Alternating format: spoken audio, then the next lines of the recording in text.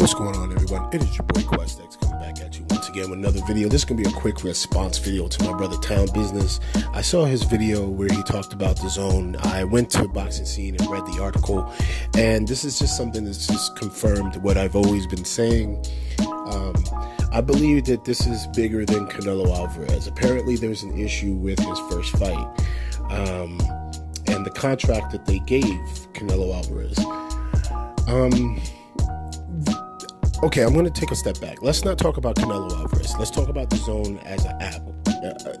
Its vision. Okay, let's talk about its vision.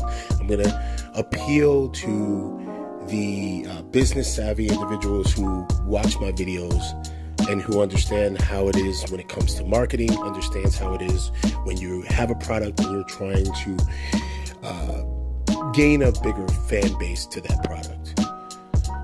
Dazn screwed up in a couple different ways. The first thing that Dazn did wrong, and this is not me taking a jab at Eddie Hearn, but the first thing Dazn did was when they announced that mega deal supposedly that they gave Eddie Hearn to sign fighters. Eddie Hearn, as you can see, especially evident with what's going on now with Tyson Fury, Anthony Joshua, the fact that the fights that Eddie Hearn is putting on are not drawing attention, not drawing viewerships. The only guy that he has that is his cash cow is Anthony Joshua. But Anthony Joshua only exists as per the other heavyweights. Okay? And those are Tyson Fury and Deontay Wilder. And this is why he's out here. And this goes into my theory as to why he's, all of a sudden begging on interviews to try to become relevant or to stay relevant or to fight Tyson Fury or Deontay Wilder. That's the first thing that Dazn did wrong. Second thing that Dazn did wrong was I don't think they had a clear plan as to where they wanted to go. I don't think they understood the movers and shakers in the boxing industry who they needed to speak with. If you were looking at it from a plausible standpoint, if there was a person that you wanted, or people that you wanted to grab in and you want to talk about because you want to break into the boxing market, who would they be? Okay, just going to shout off some numbers, some people's names here. I'd want to talk to Richard Schaefer, because Richard Schaefer was the engine, the brains behind Golden Boy and their success. I'd even want to talk to, listen, I'm going to go this far as to say, I would even want to talk to HBO Boxing. Talk to some of those people. Or you talk to Al Heyman, a man who every fighter in the boxing game cannot and is not in some way, shape, or form associated with Al Heyman, especially in the USA market. Look at what's going on right now. I believe that Dazn is in trouble because they didn't have a clear vision as to where they wanted to go. First of all, you want people to, again, there was that report, and I know a lot of people sit there and they say that pay-per-view is dead. I actually don't believe the pay-per-view is dead at all. I mean, as evidence, if you're watching what just happened with Deontay Wilder and Tyson Fury, pay-per-view is not dead. Okay, you just have to give people something that they want to salivate and they want to come out their pockets with, and they will come out and do it. It's supply and demand, baby. Okay? You're always going to have those people because of the internet. It's going to be options to stream it. But you cannot make that your focal point. You cannot make that your focal way of bringing this specific sport to everyone. Because at the end of the day, I know, just like we talk about that, we know people who will stream stuff. There are a lot of boxing fans, a lot of sports fans who don't know how to stream, who don't stream, who don't even deal with it. They actually would prefer to watch it the regular Joe Blow any old way. Okay, not everybody. Okay, I think they made a miscalculation. Not everybody is going to sit there and download an app. All right, and then the other thing that we need to also look at, take a really solid look at.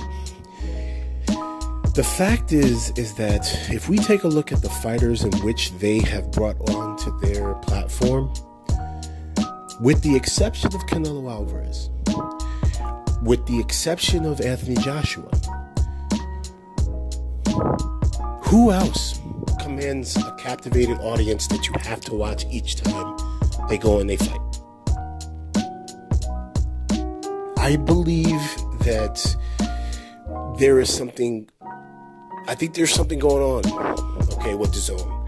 I tried to go and take a step back and look at the download numbers, see if they changed, see if they had a spike, especially with the announcement with the boxing, taking on boxing, when Eddie Hearn, Matchroom, all of this, right?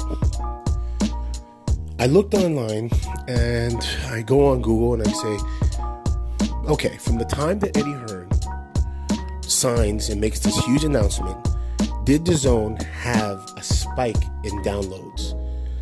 They didn't. In fact, as far as the numbers are concerned, they're actually almost identical to 2016. So we're talking about people who download the app of Dazn. Okay?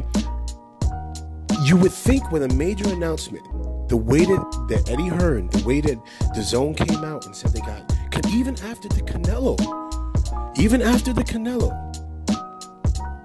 the Dazn app's downloads have not substantially jumped.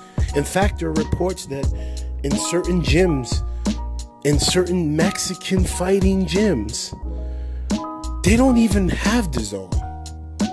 The promotion for his fight between this gentleman who, quite frankly, what's the best that he could do? There's been no promotion for this fight. Okay, and this also garners back to the fact that Golden Boy, okay, or rather Oscar De La Hoya, brought Canelo to Dazn, and then Oscar De La Hoya had this abysmal MMA performance where he had Chuck Liddell in that fight where he should not have been in that fight. Then on top of that, you have the bad publicity that's associated with Oscar De La Hoya. Okay? People are turned off by who you put in front to market your product. That is the fundamental public relations 101. Who you put in front to represent your product will determine whether people will be turned on or turned off. You had Oscar De La Hoya run up against, as much as I dislike Dana White, he has built an empire with the MMA. Okay? And has been consistent with the MMA. And what did he do when Dana White went on national television the other day? He embarrasses Oscar De La Hoya with numbers and facts and figures. This reflects badly on Dazn. I keep trying to tell people, I said this, and a lot of people got mad at me, and I said, Eddie Hearn does not know what he's doing as a businessman. People sit there and they tell me, well, what are you talking about? You've never marketed and sold tickets and rented arenas and set up events and venues. How do you know? I've never done any of these things. Maybe not on the level of boxing, but how do you know I haven't helped manage people's finances? Okay? Think before you speak. Dazn is in trouble. Eddie Hearn is in trouble. And here's a really strong indication that something's not quite right at home. And when I call that at home, I'm talking about with Dazn. The fact that Eddie Hearn and Anthony Joshua are so hell-bent now to create an image, to create a perception, to change or right a course of the ship. Okay, I called him Dudu Andrade. You know who I'm talking about. Demetrius Andrade, Daniel Jacobs. All of a sudden, in the course of a week, ever since the pay-per-view numbers, and I don't know if any of the brothers in the LDBC have picked up on this, but I did. After the pay-per-view and the response from the fight fans and the media blitz and the media storm for Tyson Fury and Deontay Wilder, every last one of the Dazn fighters, every last one of Eddie Hearn's fighters are on a media blitz storm trying to get fights, begging for fights. Why? Because I believe if I'm looking at it from the standpoint of somebody who's running a company, I got on the phone with the guy that I said, and I put in all this money, and I'm talking about if I'm a Dazn representative, I put in this money into Eddie Hearn, and he told me he's gonna deliver. Okay, I'm sorry. Have you guys seen Big Baby Miller's attendance in his fights? Where has Danny Jacobs results in his fruits of his labor of being with Eddie Hearn? Not to mention, if we're really being honest, look at this major announcement by Al Heyman moving in to the UK. Can you imagine if Al Heyman is able to put fights on regular TV in addition to pay-per-view, make them successes? Okay? Other fighters from the UK who are currently with Matchroom are going to look at that. And I'm going to sit here and I'm going to say this too. Al Heyman, usually businessmen, they don't change their DNA. Okay? Al Heyman fundamentally is a businessman. I would love to sit down with Al Heyman and just pick his brains about how he sees economics and making money. Because he's a very savvy businessman and he's consistent. Every businessman in the business world has a certain DNA. Okay, you cannot change it. Some men are bullheadish. Some men are economical with every decision that they make. Some businessmen take risk. Some take high risk. Some take low risk. Some always just toe the line. Okay, but their DNA, who they are, stays the same. It's really obvious to the layman. It should be obvious to the layman what Eddie Hearn is, not what Eddie Hearn, what Al Heyman is doing by moving to the UK market. He's doing exactly what he did to Oscar De La Hoya. He's doing it to Eddie Hearn. But this is how you do it. Building blocks. You lay down the proper foundation. You give fighters who may be, just maybe, looking at American fighters, seeing what they're making, and say, man, I hope to make that money someday. Now you hear that the guy who's representing them is moving to the UK. He's now going to be putting fights on. Oh, okay. Let me see how that works. Then you start to fit. Now let's say that this venture, and Al Heyman is very measured in his movements. He knows he's not gonna bombard the UK market. He's gonna come in, he's gonna gently ease himself into it, and he's gonna talk to this fighter and that fighter. Give them a bigger purse. Give them this. Give them that. Because again, why can't Eddie Hearn sign any of Al Heyman's fighters? You know why? Because he's taking care of them financially. This has been a topic of discussion so many times over. You know, what the fighters are registering they're making, is that actually what they're making? Could they be making 2 to 3 times more than that? Maybe that's why they're not leaving, and they're showing a loyalty to Al Heyman. Okay, Eddie Hearn needs to be worried.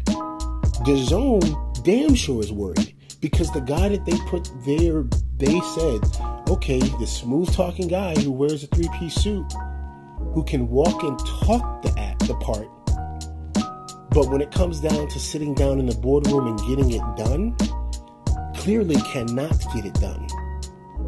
Okay, this is not a UK thing. This is not an American thing. This is purely from a business standpoint. If you cannot see that there is problems on the horizon for Dazn, that there are problems on the horizon when it comes to Matchroom boxing, with this movement by Al Heyman moving to the UK. And don't be surprised, okay, because Al Heyman is one of those individuals. He's very calculated. Moving into the UK, he clearly knows he's going to gain the attention of Dazn. Now Dazn is going to start thinking to themselves, well, hey, here's this guy we gave all this effort into, you know, to bring fights, to stream fights. Let's talk to this American guy. Let's talk to Al Heyman and see what his vision would be for streaming fights. Perhaps he has a different idea. I mean, we're still going to stick with Eddie for right now, because again, you're only as good as your numbers.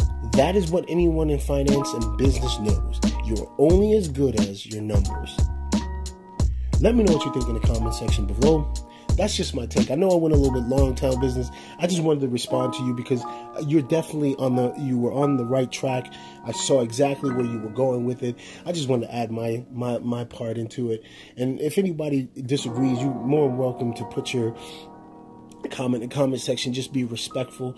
I'm going to be uploading my first Patreon video, and that's going to be uploaded by tomorrow night on Saturday night. So I'm on the East Coast, so be on the lookout for that. It's your boy QuestX. I'm out. Peace.